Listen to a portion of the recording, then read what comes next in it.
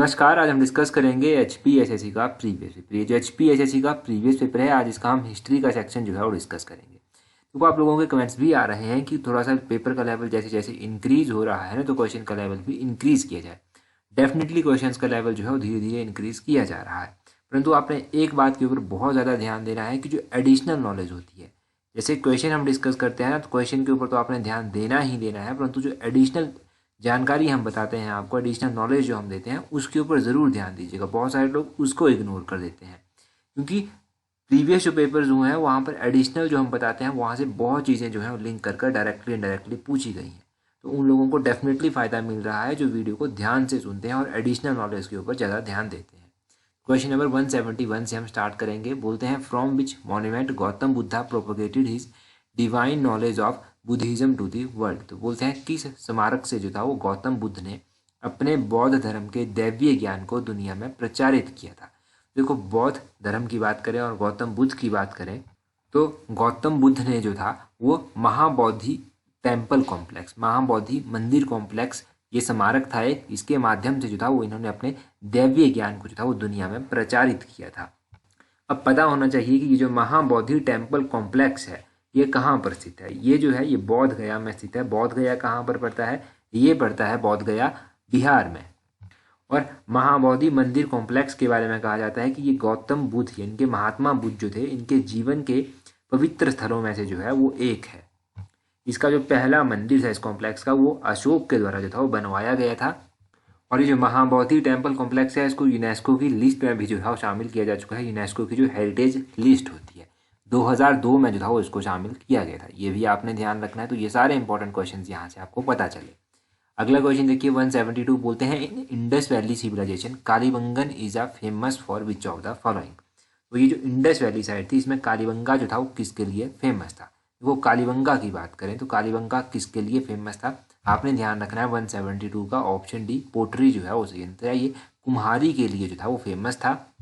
अगर हम कालीबंगन साइट की बात करें तो यहाँ से भी क्वेश्चन जो है वो पहले पूछे गए हैं। पहला क्वेश्चन यहाँ से पूछा गया है कि ये कौन से स्टेट में पड़ती है।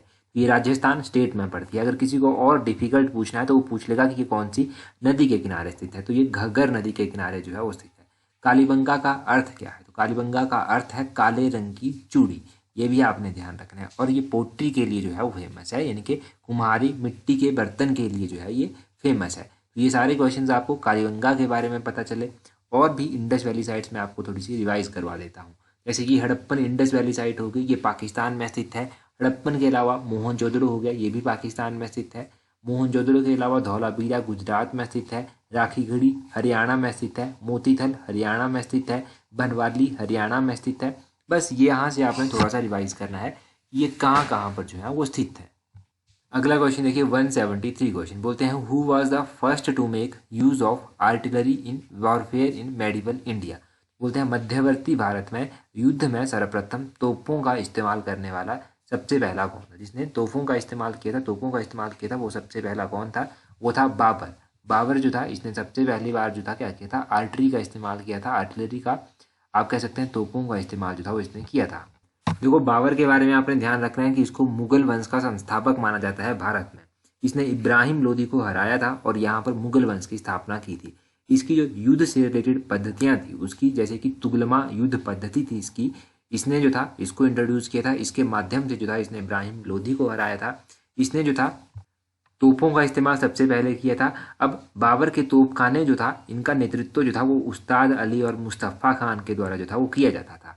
ये भी आपने ध्यान रखना है कि किसके द्वारा किया जाता था। देखो, अगर आप ये सोचेंगे ना कि एक ही वीडियो से आपका सारा का सारा कोई भी एक पेपर सॉल्व हो जाएगा ना, तो वो पॉसिबल नहीं है। एक वीडियो से ज़्यादा ज़्यादा कई बार एक क्वेश्चन पूछ जाता है, कई बार दो, कई बार तीन, कई बार एक भी नहीं। परंतु नॉलेज अगर आपको होगी ना तो आप सही आंसर टिक करने में हेल्प आपको मिलती है। आगे बोलते हैं, which is not correct about Taj Mahal. इनमें से ताजमहल के बारे में कौन सा कथन सही नहीं है? पहला क्वेश्चन देखिए, बोलते हैं यह एक अत्यधिक सुंदर मकबरा है। दूसरा बोलते हैं इसका निर्माण शाहजहां ने करवाया था। और तीसरा बोलते हैं कि यह आगरा किले के बाहर की तरफ स्थित है। और चौथे नंबर पर बोलते हैं कि जिसने इसे बनाया था उन शिल्पकारों के नाम इस पर उत्तीर्ण किए गए हैं। तो आपको पता है कि ताजमहल के बारे में कौन सा कथन सही नहीं है, तो आप कौन सा आंसर टिक करेंगे? ऑप्शन डी आप टिक करेंगे। बिल्कुल ही कॉमन क्वेश्चन है। The names of artisans who built it are and engraved on it. तो जिसने इनको बनाया था उनके नाम इसके ऊपर उत्कीर्ण नहीं थे, ये बात कर सकते नहीं है। अब ताजमहल के बेसिक ही क्वेश्चन एग्जाम में अभी तक पूछे गए हैं और बनते भी बेसिक ही क्वेश्चन है।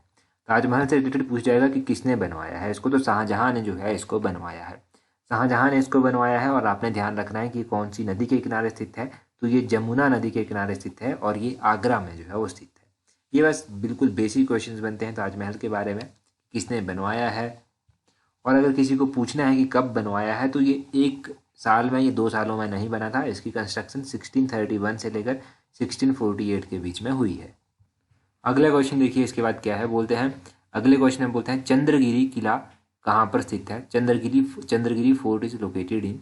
चंद्रगिरी फोर्ट की बात करें, अब देखो इस तरह के क्वेश्चन तो आप अक्सर किताबों में पढ़ेंगे भी, परंतु इग्नोर हो जाते हैं क्वेश्चन, तो ये यहीं से रिवाइज होंगे। इस क्वेश्चन का सही आंसर क्या होगा, ऑप्शन डी आंध्र प्रदेश। आंध्र प्रदेश में जो है ये चंद्रगिरी फोर्ट जो है वो स्थित है। अगर एग्जामिनर को आंध्र प्रदेश से बड़ा ही लगाव है तो वो आंध्र प्रदेश का एक और फोर्ट आपसे पूछ सकते हैं, वो है गोलकोंडा फोर्ट। गोलकोंडा फोर्ट कहाँ पर स्थित है, ये आंध्र प्रदेश में जो है वो स्थित है। और ये चंद्रगिरी फोर्ट बना कब था, कब बिल्ड किया गया था इसको, तो 11वीं सेंचुरी में जो था वो इसको बिल्ड किया गया था, 11वीं शताब्दी में जो था वो इसको बनाया गया था। प्रेजेंट टाइम में इस फोर्ट की बात करें तो ये फोर्ट जो है वो ASI के तहत आता है। ASI क्या हुआ, आर्कियोलॉजिकल सर्वे ऑफ इंडिया के तहत जो है ये आता है। क्वेश्चन यहाँ से भी बनता है कि आर्कियोलॉजिकल सर्वे ऑफ इंडिया की स्थापना कब की गई थी, और क्वेश्चन ये बनता है कि इसकी स्थापना कब की गई थी, तो आपका आंसर होगा 1861। 1861 में इसकी स्थापना की गई थी। अब ये कौन सी मिनिस्ट्री के तहत आता है, तो ये मिनिस्ट्री ऑफ कल्चर के तहत जो है वो आता है। मिनिस्ट्री ऑफ कल्चर के तहत जो है ये आता है। अगले क्वेश्चन में बोलते हैं 176 में, 176 क्वेश्चन देखिए, बोलते हैं who controlled maximum trade in western coastal region during 17th century. Most important question है। बोलते हैं कि 17वीं शताब्दी के दौरान जो था वो किसने पश्चिमी समुद्र तटीय क्षेत्र में अधिकतम व्यापार का नियंत्रण जो था वो किया था। 176 का ऑप्शन है पोर्टुगीज सही आंसर होगा, पुर्तगाली जो है वो सही आंसर होगा। पुर्तगालियों के द्वारा जो था वो पश्चिमी समुद्री तट क्षेत्र में जो था वो अधिकतम व्यापार का जो था वो नियंत्रण किया जाता था। अगर हम बात करें पोर्टुगीज की, पुर्तगालियों की बात करें, तो इनकी बात हम पहले भी बहुत बार कर चुके हैं। इनसे रिलेटेड क्या क्वेश्चन बनता है, इनसे रिलेटेड क्वेश्चन बनता है कि पहला पुर्तगाली यात्री कौन था जो सबसे पहले भारत आया था। पहला पुर्तगाली यात्री था वास्को डी गामा। ये कब भारत आया था, ये 1498 में जो था वो भारत आया था। अब दूसरा क्वेश्चन क्या बनता है कि प्रथम पुर्तगाली वायसराय के रूप में किसको देखा गया यहाँ पर, तो प्रथम पुर्तगाली वायसराय के रूप में जो था वो फ्रांसिस्को डी अल्मेडा को जो था वो जाना जाता है। इनका आगमन जो था वो इंडिया में हुआ था। इसके अलावा आपने ध्यान रखना है कि पुर्तगालियों के बाद कौन आया था, डच आए थे, ब्रिटिश आए थे। ब्रिटिश से रिलेटेड एक क्वेश्चन ये बनता है, ये जो क्वेश्चन है इसमें पुर्तगाली और ब्रिटिश दोनों जुड़े हुए हैं। 1661 में पुर्तगालियों ने अपनी एक राजकुमारी का विवाह जो था वो ब्रिटेन के चार्ल्स सेकंड के द्वारा करवाया गया था। और इन्होंने जब विवाह करवाया था तो दहेज के रूप में क्या दिया था, दहेज के रूप में उन्हें पूरा मुंबई जो था वो दहेज के रूप में दे दिया था। तो ध्यान रखना है कि मुंबई जो था वो दहेज के रूप में दिया गया था पुर्तगालियों के द्वारा, जब इन्होंने अपनी राजकुमारी का विवाह जो था वो ब्रिटेन के चार्ल्स सेकंड के साथ जो था वो करवाया था। ब्रिटिश के बाद डेन आए, फिर फ्रांसीस आए, तो ये सब लोग जो था वो आते रहे, भारत को लूटते गए। इस तरह से एक सिनेरियो चलता रहा। अगले क्वेश्चन में देखिए 177 क्वेश्चन में, अब देखना बहुत इंटरेस्टिंग क्वेश्चन है। बोलते हैं which of the following according to Mahatma Gandhi is the strongest force in the world. तो महात्मा गांधी के अनुसार जो है इनमें से कौन सी विश्व की सबसे स्ट्रॉन्गेस्ट फोर्स है, सबसे सशक्त बल है। तो ऐसा तो आपको पता है कि नॉन वायलेंस है, परंतु यहाँ पर नॉन वायलेंस दी गई है अलग अलग टाइप की। अब कौन सी नॉन वायलेंस जो है वो सबसे स्ट्रॉन्गेस्ट है, बोलते हैं non violence of brave, non violence of weak, non violence of downtrodden, non violence of coward. तो एक तो आप अहिंसा काट देंगे, एक आप अहिंसा यहाँ से भी काट देंगे कि कायर की अहिंसा, कमजोर की अहिंसा और पददलित की अहिंसा। तो इसका क्या बच जाएगा सही आंसर आपके पास, नॉन वायलेंस ऑफ ब्रेव। बहादुर की अहिंसा जो है वो सबसे स्ट्रॉन्गेस्ट वेपन है अकॉर्डिंग टू महात्मा गांधी कि वर्ल्ड में कोई भी स्ट्रॉन्गेस्ट वेपन है। ये तो आपको पता है कि नॉन वायलेंस के ऊपर ये बहुत फोकस करते थे, अहिंसा के ऊपर बहुत फोकस करते थे, बहुत फोकस इन्होंने नॉन वायलेंस के ऊपर कर रखा है। परंतु नॉन वायलेंस ऑफ ब्रेव के ऊपर जो था, बहादुर की नॉन वायलेंस के ऊपर ज़्यादा फोकस किया था। अब महात्मा गांधी जी के क्वेश्चन जो एग्जाम में बहुत बार पूछे गए हैं। पहला एक क्वेश्चन कि अहमदाबाद मजदूर आंदोलन कब हुआ था, 1918 में हुआ था। इससे पहले इनका एक चंपारण सत्याग्रह हुआ था 1917 में। तो पहला सिविल डिसोबीडियंस पूछा जाए तो चंपारण सत्याग्रह 1917 में, उसके बाद अहमदाबाद मजदूर आंदोलन 1918 में। खेड़ा आंदोलन उसके बाद 1918 में, और चौरी चौरा की घटना जो था वो 1922 में हुई थी। उसके बाद महात्मा गांधी जो था वो इंडियन नेशनल कांग्रेस के अध्यक्ष भी बने थे, प्रेसिडेंट भी बने थे 1924 में। ये सेशन जो था वो बेलगाम कर्नाटक में हुआ था। और फिर टाइम आता है दांडी मार्च का, जो 1930 में हुई थी। 12 मार्च 1930 से लेकर 6 अप्रैल 1930 तक जो था ये चली थी। और गांधी इरविन समझौता जो है वो 1931 में हुआ था। और पूना वैक्ट की बात करें तो ये 1932 में हुआ था। तो ये सारे इंपॉर्टेंट चीज़ें आपने ध्यान रखनी है, जो मैंने बेसिक सी आपको बताई, पहले भी एग्जाम में पूछी जा चुकी हैं। अगला क्वेश्चन देखिए, गांधी जी के बारे में क्या पूछा गया है। अगला क्वेश्चन हिस्ट्री का है, गांधी जी के बारे में नहीं। बोलते हैं who introduce the ryotwari system in Madras. तो बोलते हैं मद्रास में ये रेतवाड़ी पद्धति किसके द्वारा शुरू की गई थी, किसके द्वारा चलवाई गई थी। तो इसका श्रेय जाता है सर थॉमस मुनरो को। ऑप्शन सी जो है वो सही आंसर है। देखो अब इस प्रथा के तहत होता क्या था, इस सिस्टम के तहत होता क्या था। ये जो रेतवारी बंदोबस्त था, रेतवारी पद्धति थी, इस प्रणाली के अंतर्गत जो था वो लगान के लिए जो था वो कृषकों के साथ जो था वो व्यक्तिगत रूप से समझौते जो था वो किए जाते थे। इसके तहत जो था वो किसानों से सीधे रूप से जो था वो 33% 33% जो था वो भू राजस्व जो था वो वसूला जाता था। और जो कृषक जो था वो जितनी भूमि जोतता था, जितनी भूमि पर खेती करता था, उसको उसका स्वामी मान लिया जाता था। परंतु इसके लिए एक कंडीशन थी। इसके लिए कंडीशन क्या थी कि वो समय पर जो था वो भू राजस्व जो था वो अदा करता रहे, तभी उसको स्वामी माना जाएगा। और जो किसान भू राजस्व या फिर मालगुजारी जो था वो टाइम से नहीं दे पाता था, उसके साथ क्या होता था, उसकी ज़मीन को जो था वो बेच दिया जाता था। तो ये थी रेतवारी सिस्टम, जिसका श्रेय जाता है सर थॉमस मुनरो को। मद्रास में इन्होंने इंट्रोड्यूस की थी। अगला क्वेश्चन देखो, अगला क्वेश्चन डिस्कस करें उससे पहले आपके लिए एक इंपॉर्टेंट जानकारी। अगर आप तैयारी कर रहे हैं ना HPSSC clerk secretariat post code 962 की, तो आपके पास बहुत कम समय बच गया है। अगर आप टेस्ट सीरीज प्रैक्टिस करना चाहते हैं तो लिंक नीचे डिस्क्रिप्शन बॉक्स और कमेंट बॉक्स दोनों में दे दिया। और जब भी आप उस लिंक पर क्लिक करें तो अपना वैलिड फ़ोन नंबर डालिएगा, जो आपका टेलीग्राम पर है वही नंबर अपना डालिएगा, उससे आपको काफ़ी हेल्प मिलेगी। अगला क्वेश्चन देखिए 123 क्वेश्चन। बोलते हैं Shravasti was the capital of. Shravasti जो था वो राजधानी रही थी।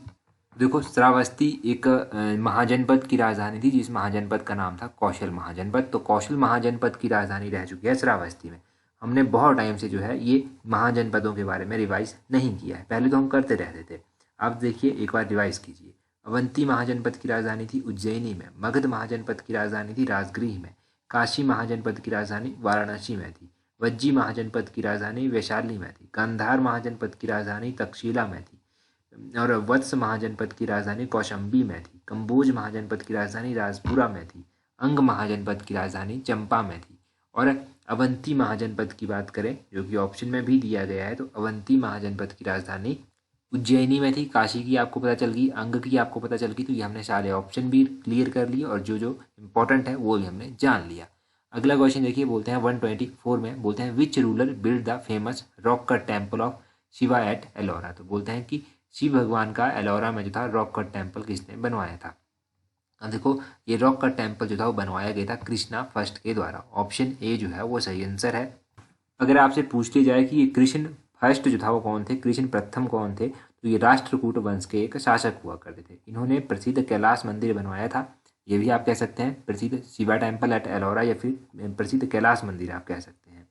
और देखो राष्ट्रकूट वंश की बात हो रही है, तो इसकी स्थापना जो था वो दंती दुर्ग के द्वारा की गई थी। दंती दुर्ग को कहीं पर दंती वर्मन भी लिखा गया है, तो दंती वर्मन दंती दुर्ग ने राष्ट्रकूट वंश की स्थापना की थी। और कृष्ण फर्स्ट ने शिवा टेम्पल एट एलोरा जो था ये बनवाए थे। ये 2-3 क्वेश्चन यहाँ से बने, उनको आप ध्यान रखिए। अगला क्वेश्चन बोलते हैं 125 में, विच of the following Sultan road his autobiography. तो ऐसा कौन सा सुल्तान था जिसने अपनी जो था वो आत्मजीवनी लिखी थी। तो अपनी आत्मजीवनी लिखने वाला सुल्तान कौन था, फिरोज तुगलक। ऑप्शन बी जो है वो सही आंसर है। फिरोज तुगलक ने अपनी आत्मजीवनी जो था वो लिखी थी। अगर यहाँ से हम तुगलक वंश के बारे में जाने तो तुगलक वंश की स्थापना गयासुद्दीन तुगलक ने की थी। इसका मूल नाम जो था वो गाजी तुगलक भी था, गाजी तुगलक भी इसको कहा जाता है। और फिरोज शाह तुगलक ने अपनी आत्मजीवनी जो था वो लिखी थी। हिमाचल के कॉन्टेक्स्ट में फिरोज शाह तुगलक आपको हमेशा याद रहना चाहिए। फिरोज शाह तुगलक ने क्या किया था, ज्वालामुखी मंदिर जो है डिस्ट्रिक्ट कांगड़ा का, वहाँ से कुछ पुस्तकों को लूटा था और उन पुस्तकों को जो था वो फारसी में उनका ट्रांसलेशन करवाया था। और ये घटना है 1365 की, ये भी आपको ध्यान होना चाहिए। अच्छा एक क्वेश्चन तो रह ही गया, जो सबसे इंपॉर्टेंट क्वेश्चन है कि इसने जो अपनी आत्मजीवनी लिखी थी उसका नाम क्या था। तो इसकी आत्मकथा का नाम था फतुहात ए फिरोज शाही। इसने फतुहात फ़िरोज़शाही अपनी आत्मकथा की जो था वो रचना की थी, ये आपने ध्यान रखना है। और लास्ट में थोड़ा सा हिंदी इंग्लिश का जो है वो भी रिवाइज कर ही लीजिए। 165 क्वेश्चन देखिए, बोलते हैं इंग्लिश का question, you must get rid unnecessary things. तो 165 का होगा you must get rid of, होगा ऑप्शन ए सही आंसर है। 166 में बोलते हैं एंटोनियम ऑफ रोबस्ट। तो रोबस्ट का एंटोनियम यानी कि अपोजिट मीनिंग आपको बताना है, ये होता है वीक। ऑप्शन बी जो है वो 166 का सही आंसर है। 167 में बोलते हैं मीनिंग ऑफ ईडियम बताना है, टू ड्रॉ द लॉन्ग बो। तो टू ड्रॉ द लॉन्ग बो ईडियम का मतलब होता है टू एक्सागिरेट। ऑप्शन बी जो है वो सही आंसर है, टू एक्सागिरेट जो है इसका मतलब होता है। आगे दिया गया है आपके पास पर्यायवाची। तो दीर्घ का पर्यायवाची इनमें से कौन सा है? दीर्घ का पर्यायवाची आपने बताना है, नेत्र जो है इसका पर्यायवाची होता है। चलो नेत्र के क्या क्या पर्यायवाची होते हैं ये आप जल्दी से कमेंट करके बता दीजिए। अगला है संधि। तो अति प्लस अल्प, अति प्लस अल्प का संधि क्या बना? इसका संधि बनता है अत्यल्प। ऑप्शन ए जो है वो सही आंसर है, अत्यल्प जो है इसका संधि बना। आगे है यथाक्रम में कौन सा समास है? तो यथाक्रम में कौन सा समास आता है? इसमें अव्ययीभाव समास जो है वो आता है, यथाक्रम में अव्ययीभाव समास आता है। अभी मैं आपसे एक क्वेश्चन पूछता हूँ, बहुत इंपॉर्टेंट क्वेश्चन है, उसका आंसर कमेंट करके बताना। क्वेश्चन आपके लिए ये है कि रामकृष्ण मिशन की स्थापना किसने की थी? रामकृष्ण मिशन की स्थापना किसने की थी? जल्दी से कमेंट करके बता दीजिए। और टेलीग्राम पर अगर अभी तक भी हमारे साथ नहीं जुड़े हैं तो अपना टेलीग्राम ओपन कीजिए, वहाँ से इस तरह से सर्च कीजिए @allexam31। 21,800 से अधिक लोग जुड़ चुके हैं, तो आप भी जुड़ जाइए अगर अभी तक नहीं जुड़े हैं। आने वाले एग्जाम्स में डेफिनेटली आपको हेल्प मिलेगी, जैसे कि पहले भी मिलती रही है। तैयारी कर रहे हैं HPSSC clerk secretariat post code 962 की, तो आपके लिए एक अच्छा मौका है, आप टेस्ट सीरीज जो है वो प्रैक्टिस कर सकते हैं। इसमें आपको फुल लेंथ टेस्ट सीरीज मिलेंगी 10, जिसमें 200 क्वेश्चन होंगे जैसे एग्जाम में होते हैं, उनको आप प्रैक्टिस कर सकते हैं। 5 HPGK के स्पेशल टेस्ट होंगे, इनको भी आप प्रैक्टिस कर सकते हैं। और प्रीवियस ईयर क्लर्क के भी जो है वो 5 पेपर होंगे विद फाइनल आंसर की, इनको भी आप जो है वो प्रैक्टिस कर सकते हैं और अपनी स्टडी को जो है एक अच्छी शेप दे सकते हैं। इस टेस्ट सीरीज का लिंक नीचे डिस्क्रिप्शन बॉक्स में भी है, कमेंट बॉक्स में भी है, और आपको हमारे टेलीग्राम चैनल पर भी मिल जाएगा। टेस्ट सीरीज आपको PDF की फॉर्मेट में जो है वो आपके मेल में सेंड कर दी जाएगी। जब भी आप इसको अवेल करना चाहें तो नीचे लिंक में जाकर आप अवेल कर सकते हैं। PDF की फॉर्म में आप हर एक टेस्ट को प्रैक्टिस कर सकते हैं और आने वाले एग्जाम में अपनी एक सीट पक्की कर सकते हैं। तो लिंक बता दिया है आपको कहाँ पर मिलेगा। Thank you.